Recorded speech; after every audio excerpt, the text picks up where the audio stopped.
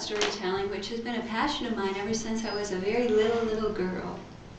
They say that sometimes that you find your passion early on in life. The things that you like when you're a child often become the things that you forget you like and then rediscover in your adult life. And it's been my absolute pleasure to have loved stories from the time I was a small girl. And my love affair with stories has never ended.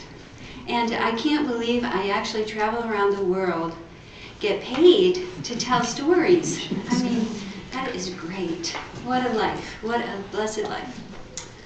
So today, before we really get into our storytelling, which we'll talk about both in terms of creating a story and how to be what I call a delighted listener, let's just get on the same playing field. What is a story?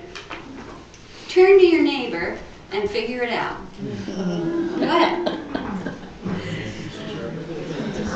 It's a story. A narrative of some incident that happened to somebody.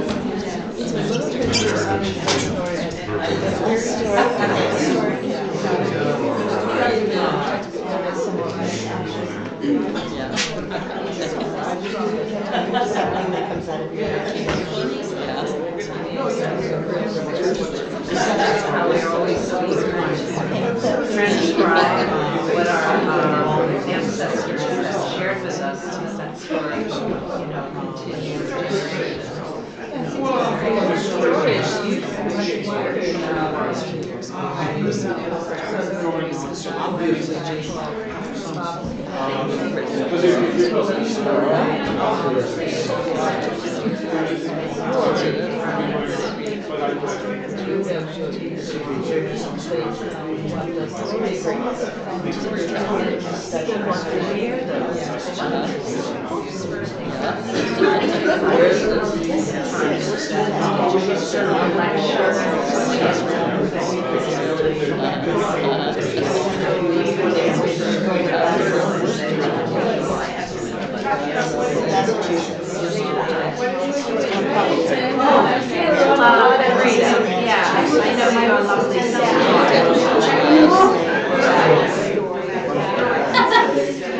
Wonderful.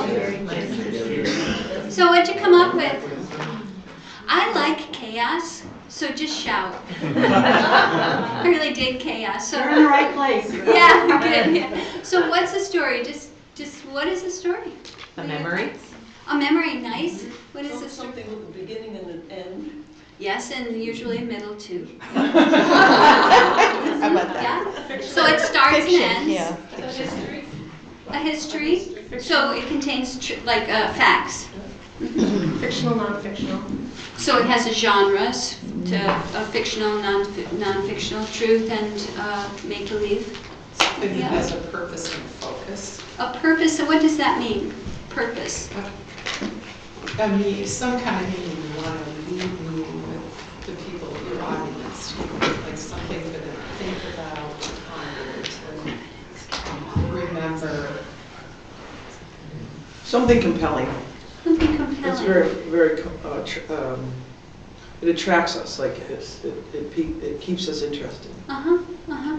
Something that binds communities together. Uh-huh, nice. Oh, you know you're in a religious institution. Corporate stories. Corporations run stories. Yes, that's absolutely true. Yeah. Successful corporations all have the same story, right? They're all invested in the same story. I thought of educational, like passing on, like the Native American tradition of like this is our ways. You know. So it's educational, compelling. It can have facts. It could be make-believe. We invest in it. It has a meaning, a beginning, a middle, and an end. It has a structure. Regardless of where the beginning and the middle and the end come, they're in there. Yeah? You can always start in the middle. Which most of us do. Right. Yeah. I agree with you 100%. In the immortal words of Popeye's guy who likes hamburgers. Oh my gosh, what's his name? Wimpy. Wimpy. Wimpy. I agree with you 100%.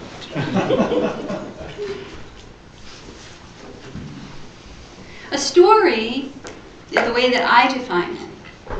And all of these definitions are correct, by the way. There's really no wrong answer. A story, as I defined it, is a way of communicating meaning that is both individual and collective.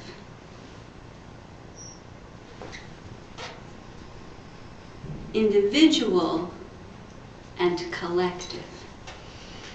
So that forces me, and you can go to many, many workshops with storytellers who will have a different definition.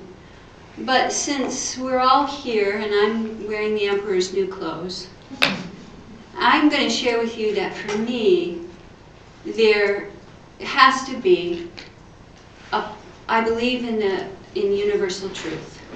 I believe that there are basic, undeniable truths that we all tie into. The idea of respect, of dissent. I grew up Catholic, so I use very Catholic words in the way that I think. Resurrection. I believe that we can come back, that we can go down and can return. I believe in wholeness. I believe in being fractured. I believe in honesty. I believe in trickery. Those to me are universal truths and universal experiences. Today at 12:30 I'm going to tell you what I consider to be my biggest story. The story that lay silent inside of me for over 40 years. The story that I call Snap. That is about when I was a 16-year-old girl. I had a mental breakdown, attempted suicide, was committed to a state mental institution for 1 year. And I tell you the story of how I got in and how I got out. And I think of that story, is it okay if I swear? Okay, as a shit-covered gold nugget in my life.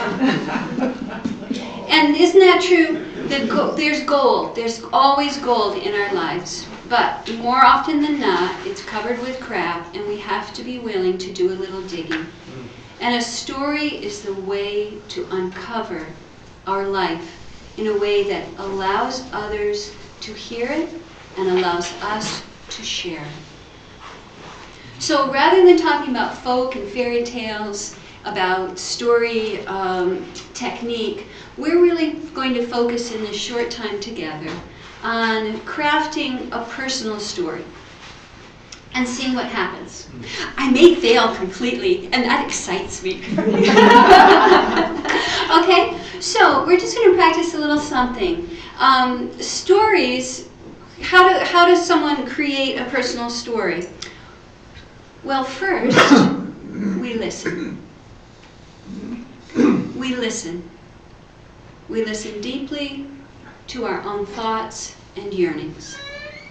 So, I would like you, we're just going to take 1 minute and have some quiet time, all right? I'd like you to just place your feet on the floor, breathe deeply, close your eyes, and listen to the silence. Ready? And begin.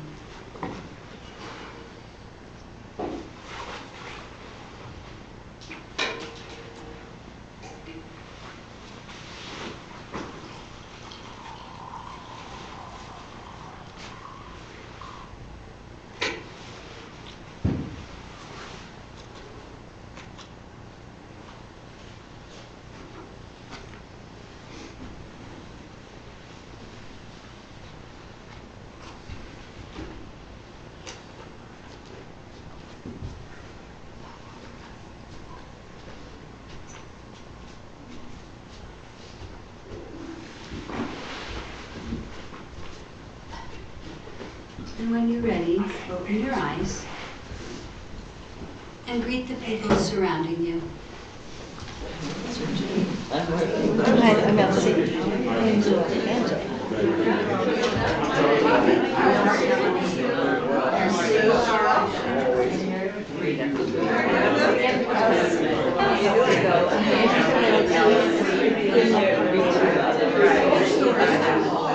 I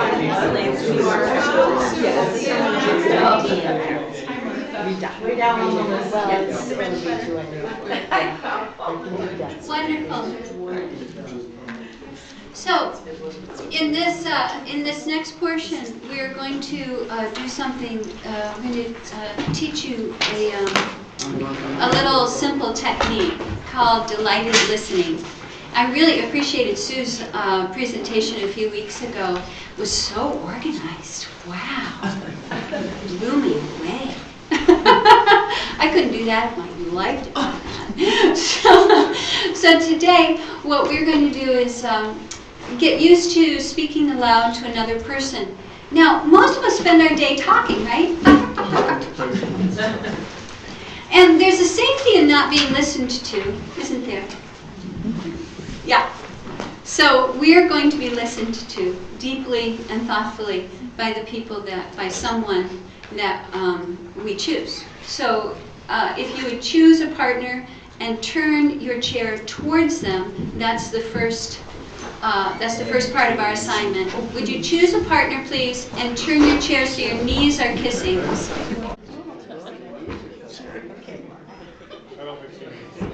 Okay, so this is a very simple assignment. One of you will be the speaker and one will be the listener. And when you're speaking, you have absolutely no obligation to make sense.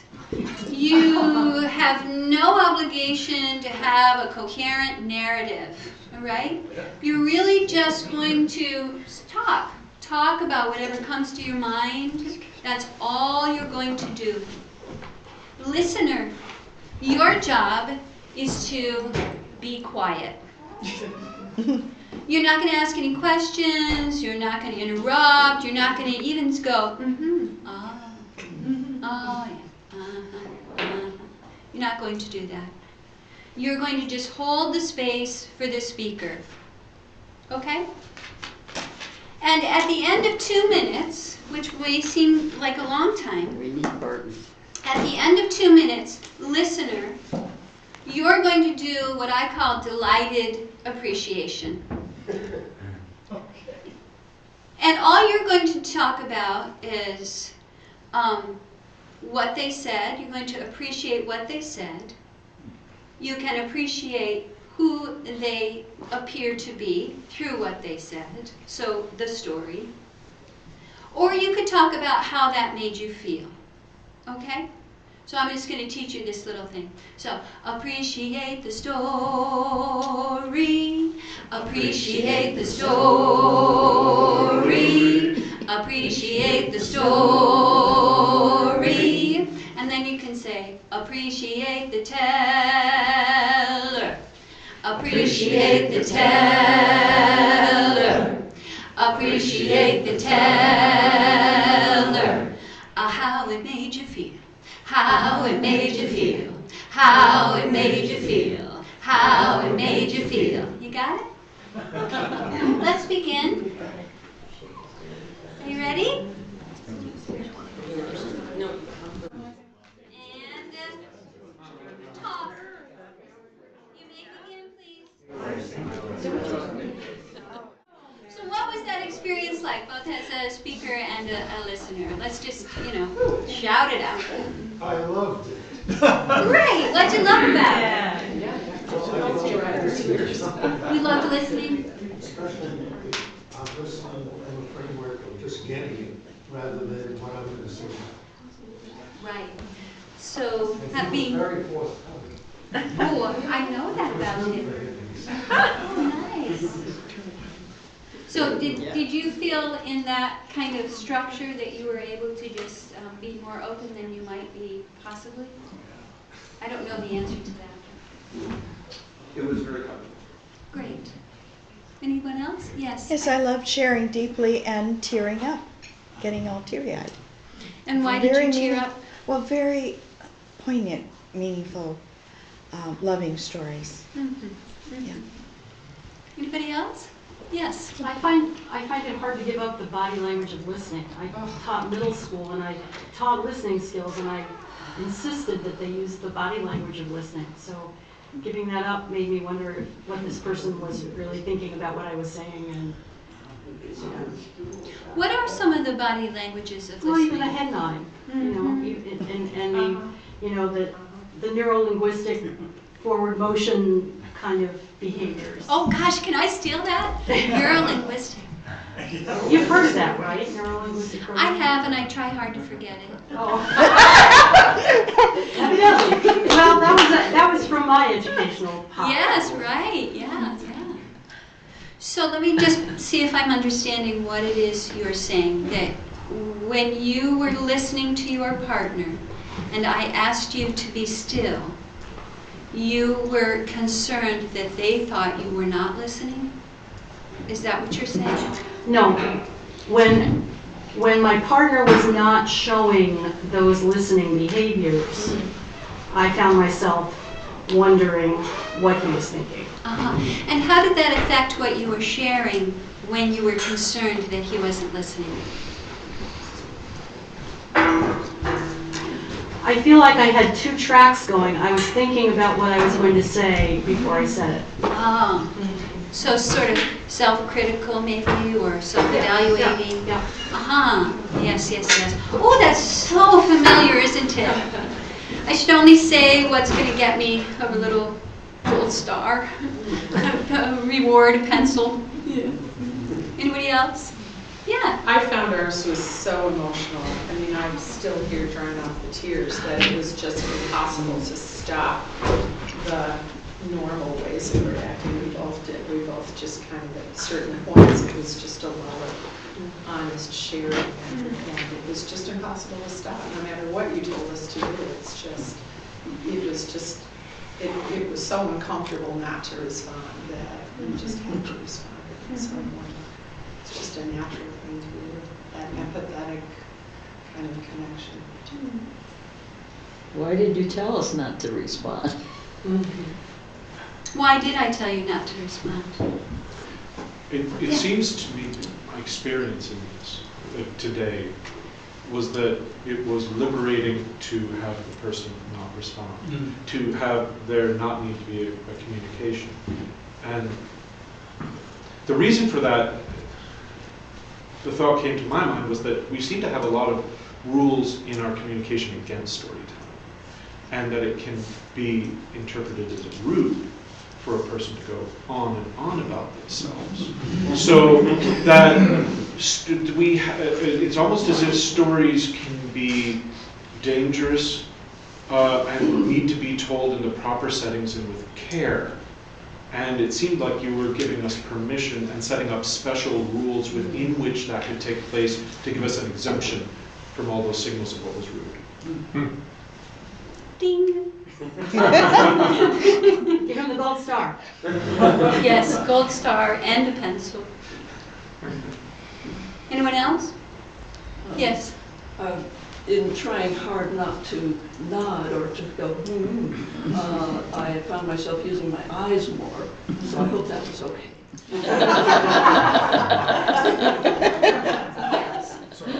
Anyway, it seemed to work.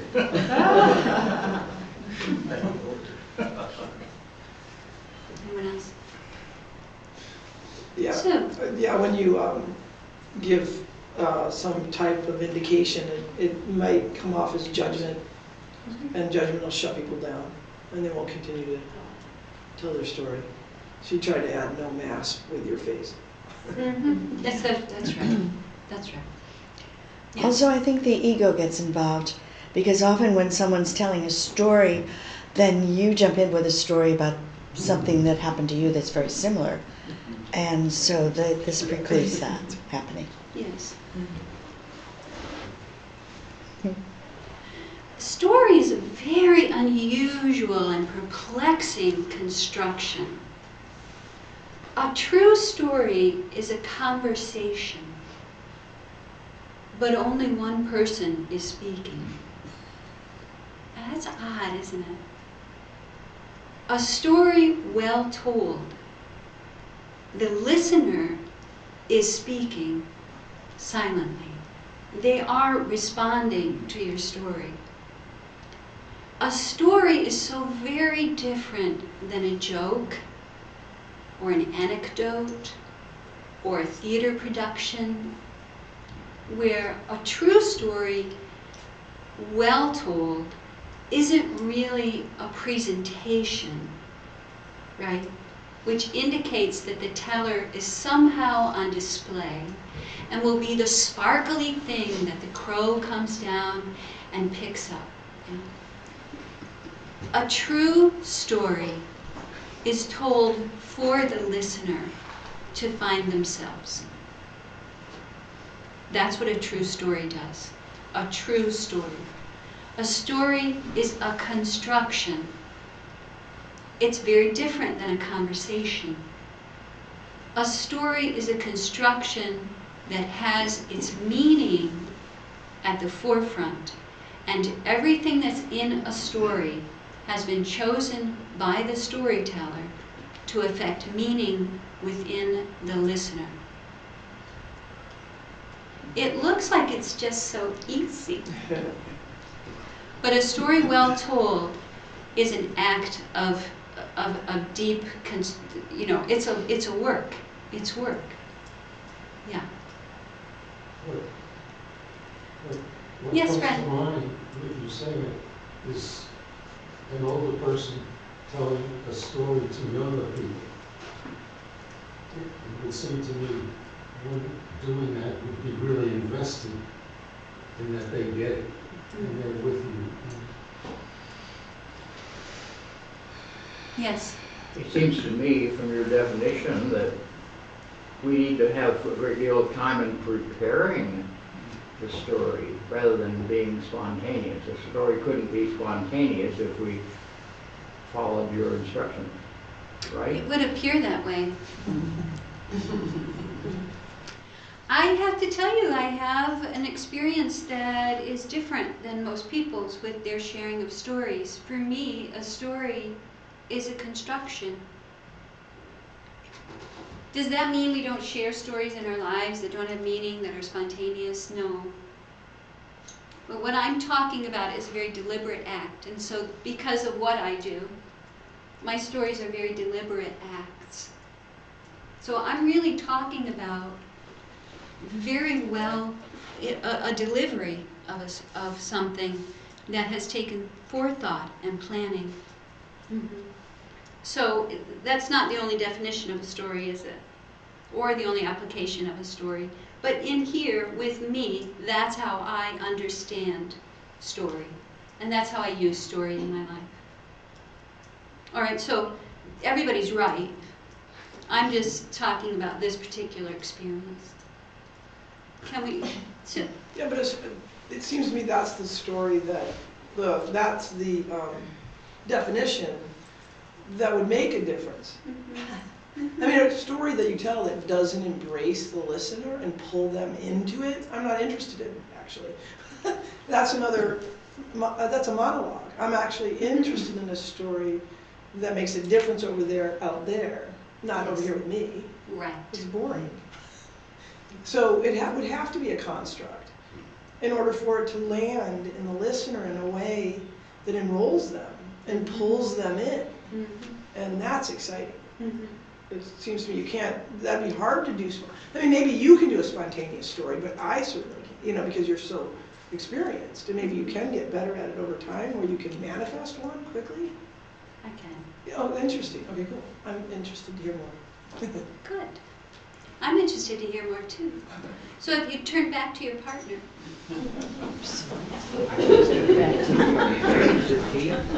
I'm glad you can hear. That would make it hard, wouldn't it? We would just be able to see. Yes. Great, yes, I'm going to give you instructions.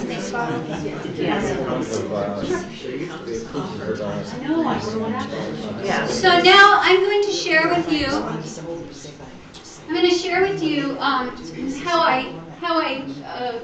I'm hoping most of you will be staying for the 12:30 performance. And I'm just going to share with you how I began began putting Snap together. Snap was very difficult for me to put together because I had to ask Snap, my story Snap at 12:30. Snap was very difficult for me to put together because, like a dyslexic, my memory was out of place. So I had to learn to put memory in place. I had to ask myself, what happened? When did it happen? Where was I when it happened? Who was I with when it happened? And how did I feel when it happened? And I had to very painstakingly construct, well, this happened when I was 5. And I remember that happening many, many times, right? Stories are like bushes of apples. You're only going to eat one, but you got to put all the apples in the bushel so you know which one you want. So we're going to do this little thing called going fishing. Okay? So one of you will be the speaker and the other will be the listener. The speaker, you're going to have your eyes closed this time. And we can move out into the space, okay? And we're going to do that because we're just going to connect to our memory. There's nothing right or wrong that you can say. Okay? You don't have to make sense, and you don't have to tell a story. There's no obligation to be linear in any way. All right? We're going fishing. So, we're going to put I'm going to put this word, this simple word,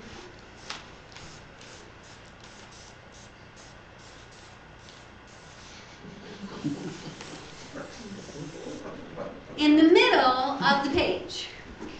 Now, before we begin our exercise, just shout out to me how this word might be used. There's a lot of different ways. As a prayer. Oh, cool, okay.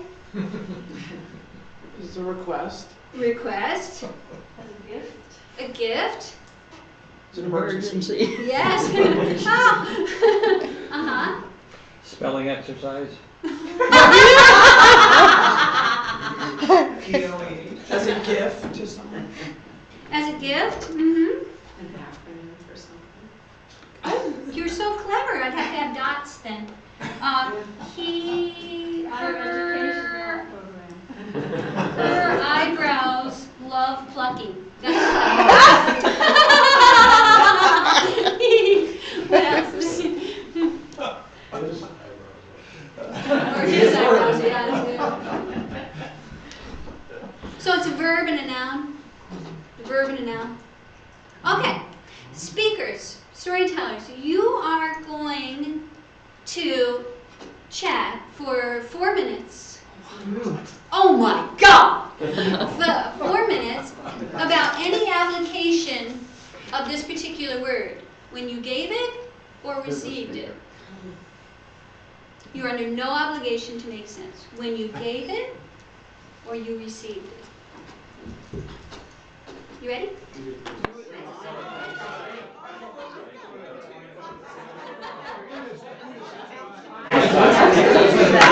Wonderful. Let's all take a deep breath. All that chatting. Silence is the storyteller's best friend. Silence best. Who would like to share a story? Would anybody be brave enough to share a story? You can't make a mistake, and it is a perfection-free zone.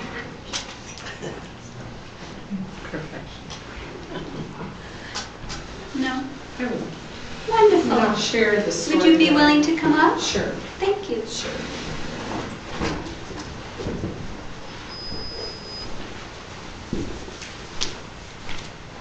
I use storytelling in the classroom just as a teaching technique. So I'll just share the story that I shared with Jamie around the word help, because I am a nurse and a mother and find it very hard I want to nurture all the time, so it's very hard for me to be in that dependent, needing help. And this is a story of being able to let go and accept help. I was critically ill. I had Crohn's disease and spent a lot of time in the hospital, and it finally became apparent that my colon had to be removed or I was going to die. And that was a really hard space to be in. And I had to go to the OR, but unfortunately was so unstable that it took about a week and a half for me to get to the point where it was safe for me to go and have the surgery. So every day was a struggle, you know, were things going to look good enough so I could go? And of course I went into the situation, was late in the day, and I was sure I was going to die because I had been so sick getting up till that point. I was sure I wasn't going to survive the surgery. And really needing to let go and be at peace going into the surgery because, you know, intellectually I knew I was going to have a much better outcome if I could relax and get into the surgery, but just scared and afraid to let go and afraid to accept that help that I needed to have to get through the experience because I'm a nurse and I knew what I needed to do, and of course I could be in control, but I wasn't in control.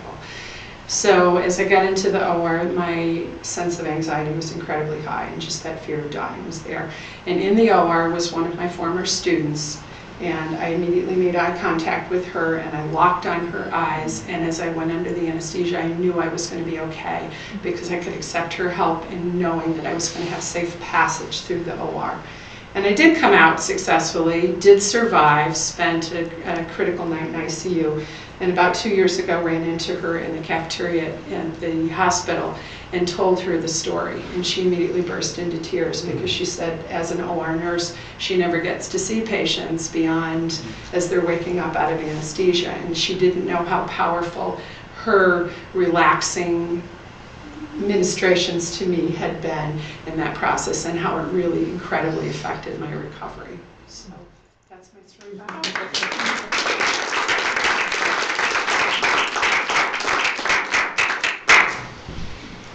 I know many of you have to leave at 10 o'clock and begin your duties here at the church, and so we're going to come to a close. Today, really, my focus was on this critical initial stage of feeling comfortable with silence, feeling comfortable with receiving, feeling comfortable with sharing, and releasing the idea of judgment and morality around our memory. That's very important because we want to share all of it with ourselves, whether we tell it or not. Yeah? The taboos. I hate my kid. And I did. For a short while. I couldn't stand living with my kid. Taboos, right? I can say it to me, whether I share it with others is something else. But my story, I have to be willing to listen to it. And when I can listen to it, I can listen to somebody else's. Yeah?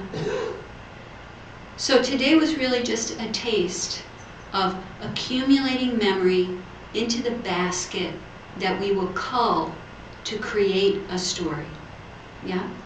Stories are made out of images. Stories are made out of gestures. Stories include silence. Stories include deep sharing with the listener. So, yeah.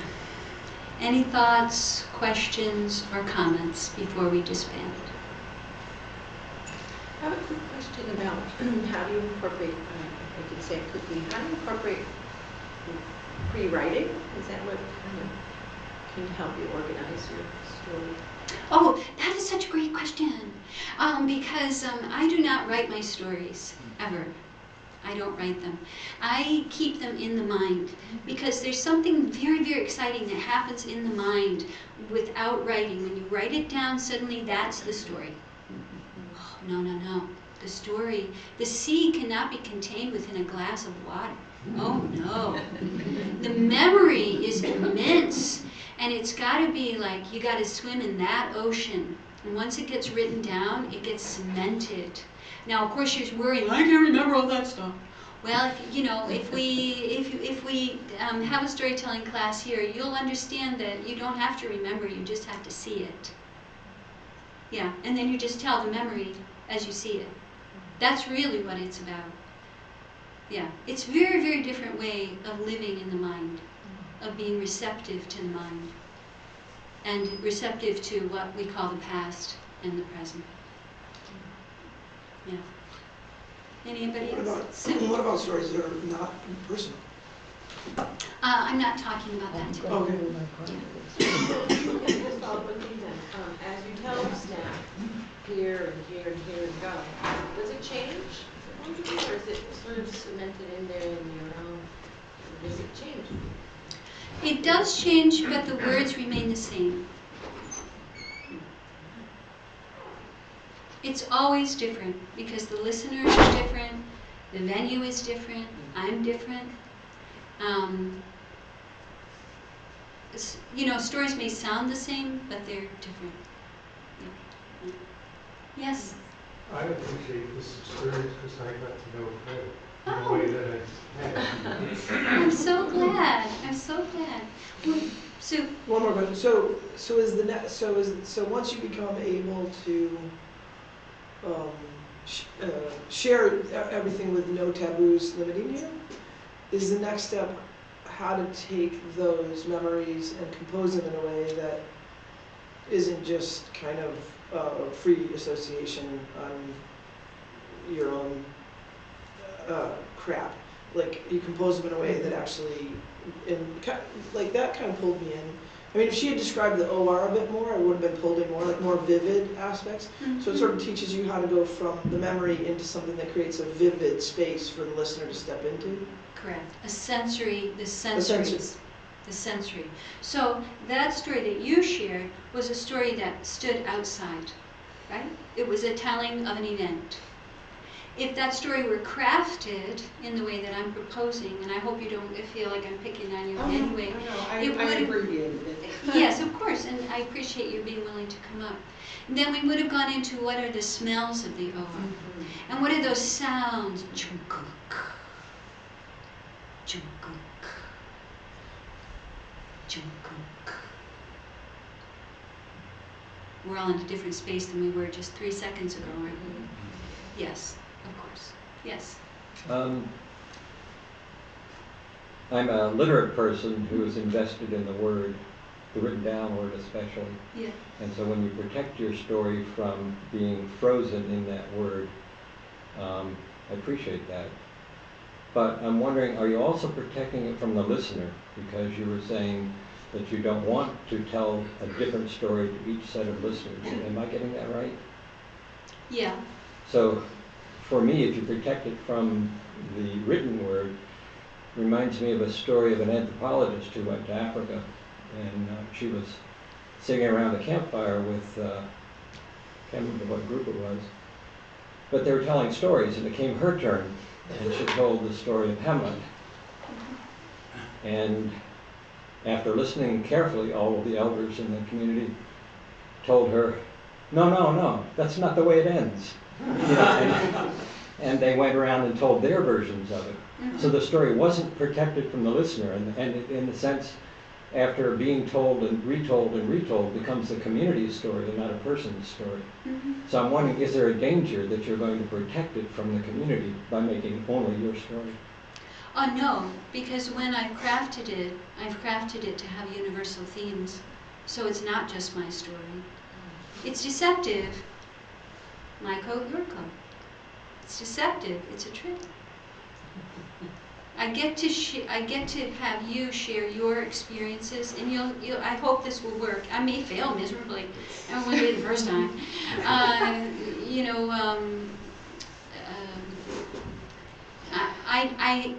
I tell mine so you can tell yours. So what will happen, I hope at the end, is that people will be staying late to share their experiences with each other that were sparked because I shared mine. Yeah. Yes? A process question. Uh-huh. you're working here with a group of people who tend to be middle-aged and above. Mhm. Can you talk about your experiences working down, say, to the K-12 level or pre-K level? What's, in terms of storytelling and getting across the skill of storytelling? We clearly tell stories to 3-year-olds. But can you work with early elementary kids to teach them the craft of storytelling? Oh, sure, sure.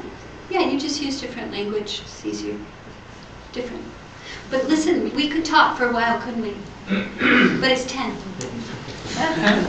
So, let's